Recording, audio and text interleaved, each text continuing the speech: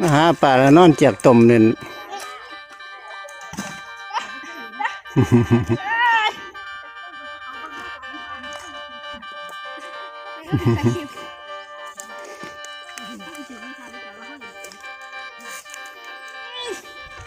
ผ่านโคตรปลาไหลเนาะ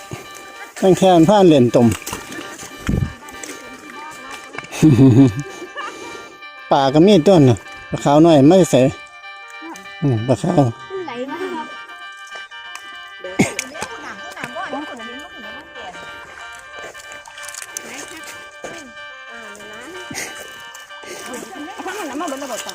บ่ไม่รอดอยู่ละเบิดแล้วมาเบิดแล้ว